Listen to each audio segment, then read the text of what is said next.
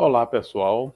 É um prazer estar novamente com vocês para a gente conversar a respeito de sentimentos, emoções e relacionamentos. E hoje eu gostaria de falar a respeito de um tipo de solidão que não somente dói em quem a sente, mas que termina por afastar aqueles que se aproximam, né?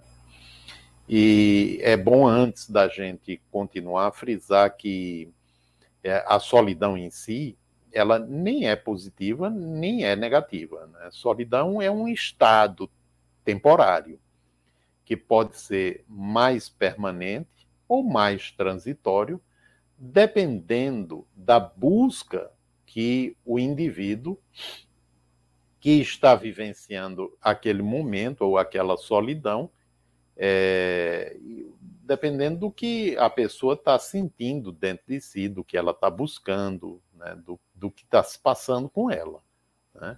Então, a solidão, em alguns momentos, pode ser prazerosa, pode ser fonte de percepções, fonte de autodescoberta, ou pode ser fonte de angústia, né? Então, vai depender de cada pessoa, de acordo com aquilo que cada pessoa está vivenciando, né?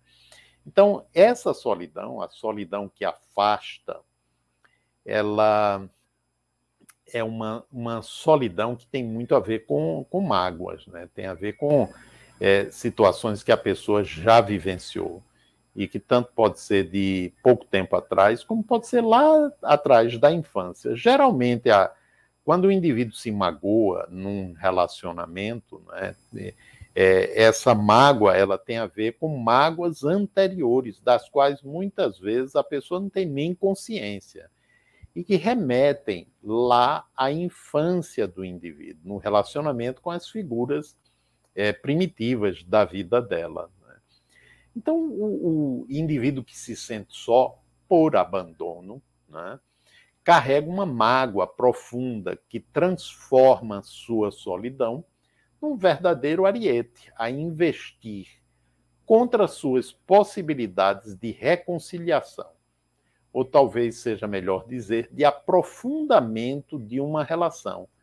Porque aí, nesse caso, né, a mágoa, né, e as suas consequências, ela termina se transformando até numa defesa, né, para evitar que a pessoa se magoe novamente, né? Inclusive, mesmo que ela diga desejar muito encontrar alguém para estabelecer uma relação mais profunda e duradoura, né, o movimento dela é no sentido contrário, mas normalmente ela não percebe, né? Essa mágoa, ela transmutada, mascara-se e personifica-se numa necessidade extrema de encontrar alguém, né? Parece estranho, parece paradoxal, né?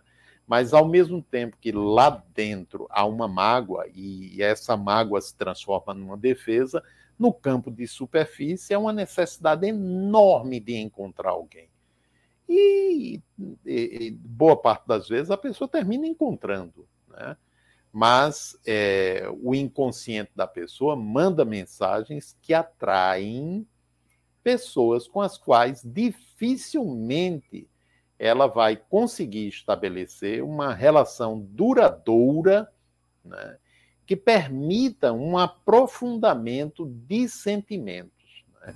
Então, atrai ou vai ao encontro, e isso não é consciente, de pessoas que têm dificuldades também na área afetiva, né? E aí, quando encontra alguém, dificilmente consegue continuar a desfrutar do prazer desse encontro, porque o desencontro interno impossibilita a percepção real, verdadeira do outro. O outro não, nesses casos, o outro não existe como o outro real, né? É como se fosse, digamos, alguém metamorfoseado pelas projeções das necessidades profundas daquele que estava procurando. E aí, ao mesmo tempo, investido, né, involuntariamente, entre aspas, do papel de protagonista de uma vida inconsciente, que se desenovela e se caracteriza pela forma como a relação vai sendo cultivada. Então, é como se o outro e o relacionamento, né, se expandisse através do mundo interior daquele que estava buscando e se estabelece um tipo de relacionamento que está fadado a não dar certo, a não se aprofundar. A outra pessoa que atendeu, entre aspas, a esse chamado, ela normalmente padece de alguma coisa parecida, né? E também, interiormente, ela não suporta um relacionamento que tenha a possibilidade de aprofundar os sentimentos, né? Porque tanto sente medo, né? E não quer voltar a se decepcionar. Eu não estou falando aqui de algo consciente, não. Os participantes desse script não têm a menor consciência do que se passa em seus mundos interiores, né? Então, por conta disso, é comum aos que padecem tal tipo de solidão grudar muito no parceiro ou na parceira e termina por sufocá-lo, né? Gruda demais, né? E começa, digamos, a tomar conta da vida da outra pessoa. E é como se estivesse dizendo, eu o quero ou eu a quero só para mim. E reclamo muito quando percebo que não me dá atenção suficiente.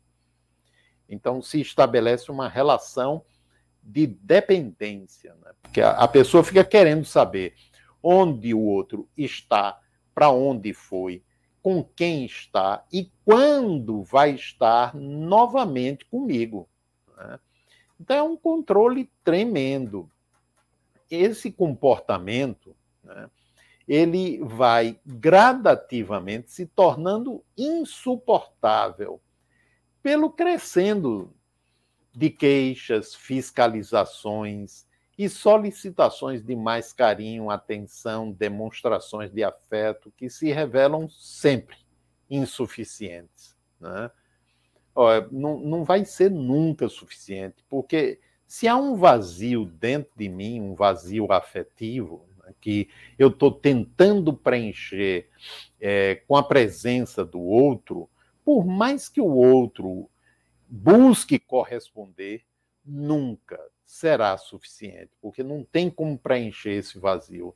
Só uma forma de preencher esse vazio, se eu perceber e eu for aprendendo, desenvolvendo a habilidade de me aceitar e de me amar. Fora disso, não há outra possibilidade. Ninguém vai conseguir preencher esse vazio. E aí, então, o companheiro ou a companheira vai se sentindo sufocado, e aí termina escapando do relacionamento, vai embora.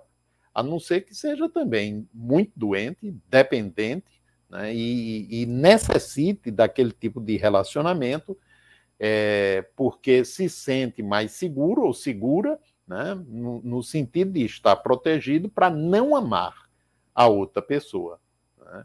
E quando vai embora, no caso, né, a pessoa que sofre desse tipo de solidão sente-se novamente abandonada, reforçando seu suposto destino solitário, ou seja, é como se não tivesse jeito, né? Não tivesse. Aquela é a sua sina e pronto, acabou. Essa é a crença que vai se estabelecendo. Então, quem funciona dessa forma não consegue realmente perceber que cultiva características mentais, emocionais e comportamentais, ou, se preferirem, um estilo de viver que condiciona a não percepção adequada do outro.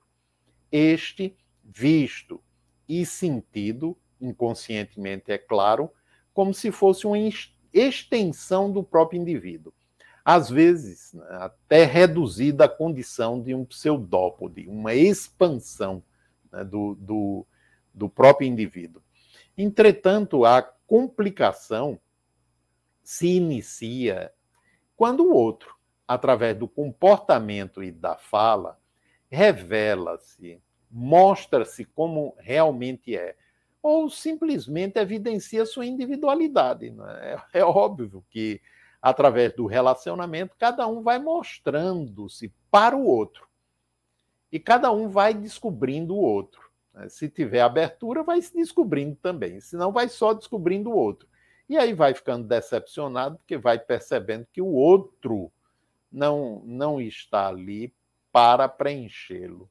Né? E nem tem condição de fazer isso. Então, o solitário acima descrito, né, antes descrito, revolta-se e sente-se desprezado, considerando o parceiro ingrato e insensível, uma vez que já não atende como antes. Né? Disse alguém, né, que só é solitário quem quer. Isso é comum a gente escutar. Né? Porém, é bom esclarecer, né, dentro do ponto de vista do que estamos abordando aqui, né, que esse solitário, ele, por não se conhecer, ele não tem consciência, né, de que ele está, de certa forma, escolhendo a solidão, mesmo que esteja com alguém, para não sofrer novamente e não se magoar novamente. Né? Então, ele não tem consciência disso. E aí é necessário que o solitário se conheça melhor, para que ele tome consciência do seu funcionamento inadequado, onde a atração, grudar, né, entre parênteses, gera ou conduz à repulsão. Aí, as reclamações, as queixas, as raivas, etc., que resultam na manutenção da solidão. Então, na verdade, essas pessoas permanecem solitárias, mesmo quando estão com um parceiro. A dúvida e a antecipação são outros fatores que impedem a instalação de uma relação saudável. Fica sempre antecipando, né? E duvidando do outro, duvidando dos sentimentos do outro, uma série de dúvidas. Né? E tudo isso muito bem condimentado pelo tempero do medo, né? Porque o que se estabelece aí é uma relação muito calcada em cima da posse e, obviamente, do medo. Então, é preciso superar as mágoas, a raiva incrustada nos refolhos do campo afetivo, para que a pessoa possa, liberada, né, começar a sentir e a entender realmente o que é o amor. Né? Entender não apenas racionalmente, mas, sobretudo, emocional e afetivamente, que o outro é diferente, distinto, tendo direito à sua própria maneira de pensar, sentir e viver. Né? E que vão continuar juntos enquanto quiserem e puderem. Né? Porque isso é muito importante. Pessoas costumam dizer, não, eu quero alguém para viver para sempre. Primeiro, não é para sempre. Um dia, um dos dois vai morrer primeiro. Né? Se não morrerem juntos, um dos dois vai primeiro. E segundo, o relacionamento pode acabar a qualquer momento, em qualquer tempo. Né? Então, não é para sempre, é enquanto quiserem e puderem, enquanto estiverem juntos, transformar o relacionamento em algo que seja prazeroso, de crescimento e de aprendizado. Né? Mesmo porque em qualquer relacionamento há dificuldades, há divergências, pode haver brigas no sentido de discussões, né? Mas se houver abertura, né, para o entendimento, para autoavaliação, reavaliação, ambos vão aprendendo e cada um vai ajudando o outro no processo de crescimento e de ampliação da própria percepção. Né? E aí é importante entender realmente, né, e assimilar que cada ser é único e tem pleno direito às suas próprias escolhas e a seguir o caminho que lhe aprouver, né? E saber que encontros e desencontros fazem parte inelutável dessa grande e maravilhosa aventura que é aprender a viver. Um grande abraço, né? Espero que tenha trazido elementos para reflexão e até o próximo vídeo.